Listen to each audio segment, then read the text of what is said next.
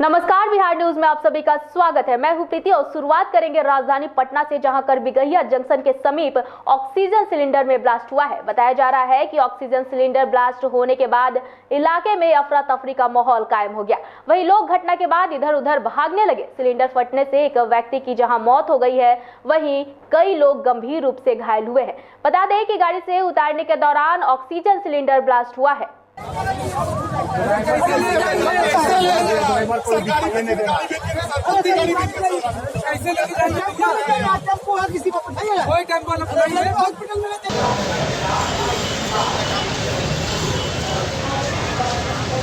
Patna police ने बड़ी सफलता हासिल करते हुए नालंदा के रहने वाले साइबर क्राइम के अंतर्राज्यीय गिरोह सक्रिय सदस्यों को गिरफ्तार कर लिया है। ये गिरफ्तारी बुद्धा डेंटल कॉलेज पत्रकार नगर थाना क्षेत्र से की गई है। पुलिस ने गिरफ्तार अपराधी के पास से बड़ी संख्या में एटीएम कार्ड, पासबुक और 5 लाख रुपए भी बरामद किए हैं। वहीं पूर्वी सिटी एसपी राजेंद्र कुमार भील ने बताया है कि बैंक के कुछ कर्मियों की मिलीभगत से ग्राहकों का डाटा और सिम कार्ड खाता जाता था। सिटी एसपी ने बताया कि पूरे मामले की जांच की जा रही है। इस घटना में संलिप्त कर्मचारियों पर भी कार्रवाई करने की बात उन्होंने कही है।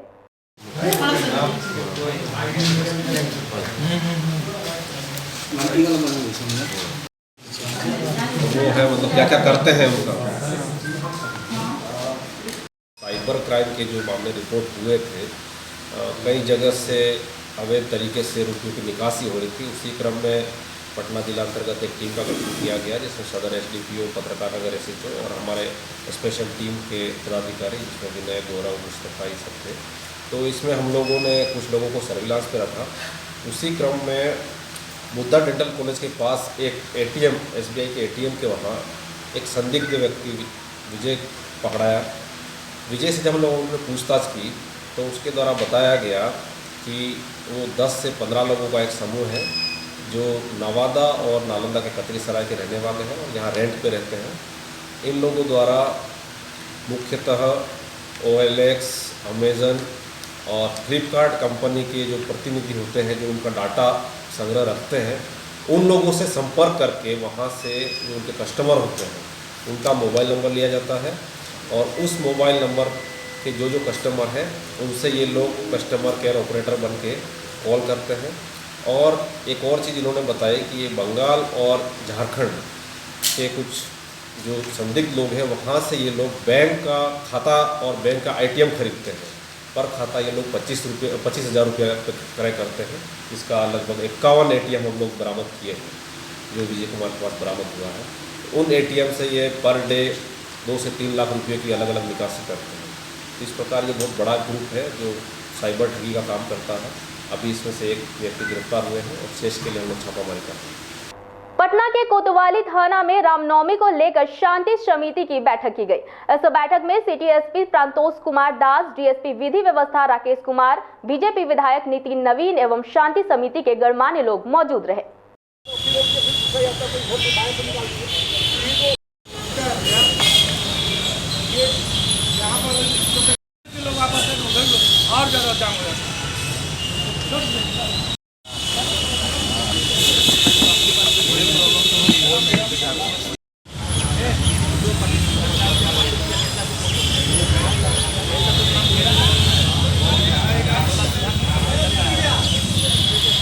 जो रामनवमी है उसमें 37 पूजा समितियां हैं, जिनकी मूर्तियां और प्रोसेशन डाक बंगला होते हुए हनुमान मंदिर आती है। ये पटना के सभी क्षेत्रों से 37।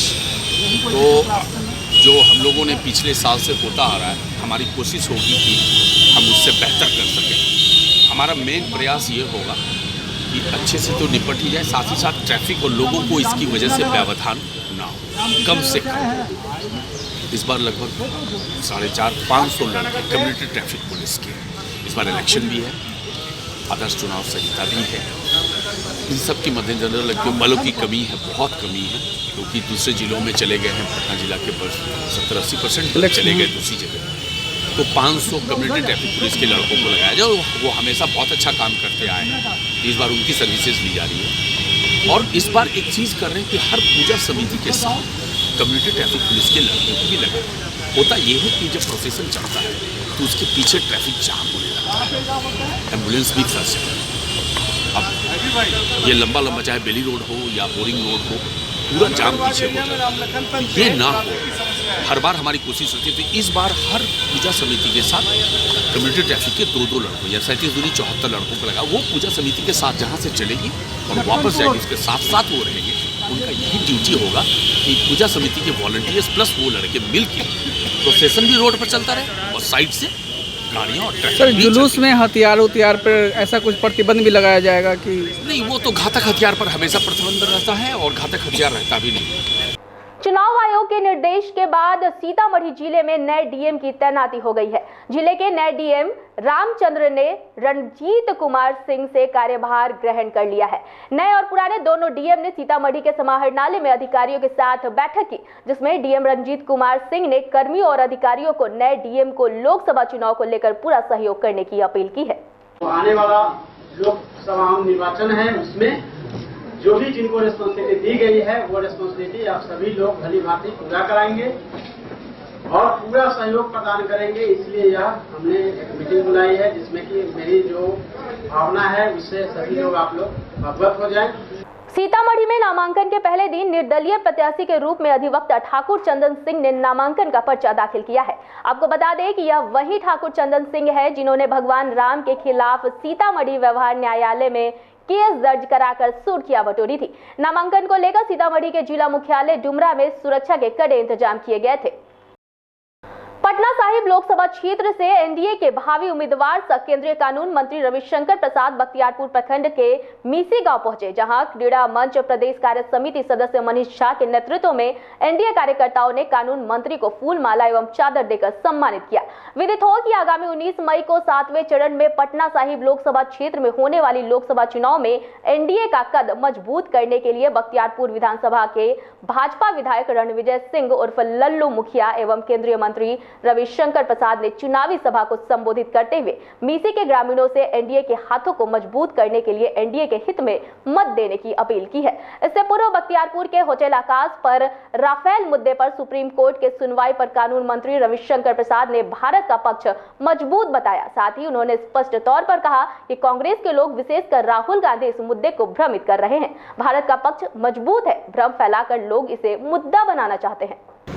मात्र सुप्रीम कोर्ट ने आज यही कहा है कि जो भारत सरकार की आपत्ति थी कि कुछ डॉक्यूमेंट प्रिविलेज के हैं और कुछ डॉक्यूमेंट को रक्षा मंत्रालय से अनऑथराइज्ड रूप से निकाला गया, उसके आधार पर आप रिव्यू नहीं कर सकते। राफेल के मेरिट पर यह कोई फैसला नहीं है।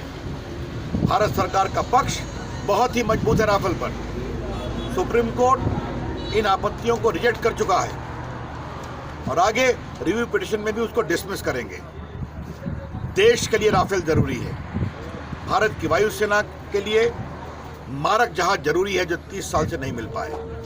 रामनवमी पूजा को लेकर मनेर थाना परिसर में सौहार्दपूर्ण भाईचारे के साथ पूजा संपन्न कराने को लेकर शांति समिति की बैठक की गई, जिसमें प्रशासनिक पदाधिकारियों ने असामाजिक तत्वों पर कार्रवाई करने की बात कही है। इसके अलावा छठ पर्व को लेकर व्यवस्था पर भी चर्चा की गई।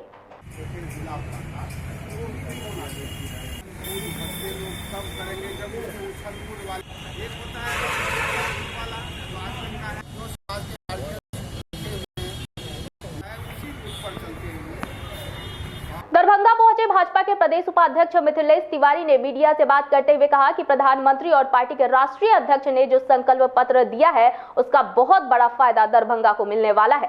दरभंगा में एनडीए पूरी तरह से संयुक्त रूप से चुनाव के मैदान में है। दरभंगा जिला भारतीय जनता पार्टी के अध्यक्ष आदरणीय हरी सहनी जी, हमारी महिला मोर्चा दरभंगा, हमारे लिए घोषणा पत्र नहीं है, संकल्प पत्र है। जो हमने कहा है वो किया है। पहले जो 5 साल पहले जब 2014 के चुनाव में हम आए थे, जो हमने नहीं कहा था उसको भी हमने किया। जैसे हम लोगों ने कभी इसकी चर्चा नहीं की थी कि हर गरीब परिवार को हम उज्ज्वला योजना का कनेक्शन देंगे, लेकिन हमने दिया। उसी प्रकार से प्रधानमंत्री जी ने और हमारी पार्टी के राष्ट्रीय अध्यक्ष जी ने जो संकल्प पत्र दिया है, उसका बड़ा व्यापक फायदा इस दरभंगा को मिलने वाला है। और दरभंगा में हमारी एनडीए पूरी तरह से चुनाव के मैदान में संयुक्त रूप से है। और मैं ये कहना चाहूँगा कि 2014 में नरेंद्र मोदी जी की लहर थी और इस बार उनकी सुनामी चल रही है। बात मोतिहारी लोकसभा क्षेत्र की है, जहां से देश के कृषि मंत्री राधा मोहन सिंह चुनाव लड़ रहे हैं और वहीं से अब अपनी दावेदारी दे रहे हैं जिले के युवा नेता सन ऑफ किसान अनिकेत पांडे। आपको बता दें कि अनिकेत इसी जिले के रहने वाले हैं और वर्षों से नौ युवक सेना नाम से एक संगठन बना सामाजिक कार्यों के साथ साथ किसानों के हक की लड़ाई लड़ते आ रहे हैं और अब चुनाव आया है तो ये भी मैदान में उतर चुनाव लड़ रहे हैं। और इनका साफ तौर पर कहना है कि एक तरफ देश के कृषि मंत्री है तो दूसरे तरफ किसान का पुत्र। अब आगे देखने वाली बात यह होगी कि जनता किसे अपनाती है। 25 साल उससे भी कहीं ज्यादा चंपारण की जनता ने हमारे माननीय चाचा राधा मोहन चाचा को दिया है और चाचा ने बदले में क्या किया है, यहाँ के किसान को जनता को धोखा दिया है, बाकी कुछ नहीं किया है। इसलिए यहाँ पे सीधे तौर में लड़ाई कृषि मंत्री vs किसान का बेटा का लड़ाई होगा। और आज के डेट में सारा जनता ने तय किया है कि इस बार यहाँ का सांसद, यहाँ का MP कोई नेता नहीं बनेगा या कोई किसी नेता का बेटा नहीं बनेगा, बल्कि किसान का बेटा बनेगा और मजदूर का बेटा बनेगा। इस वक्त की खबरों में फिलहाल इतना ही। मुझे दीजिए इजाजत, लेकिन बने रहिए बिहार न्यूज के साथ। नमस्कार।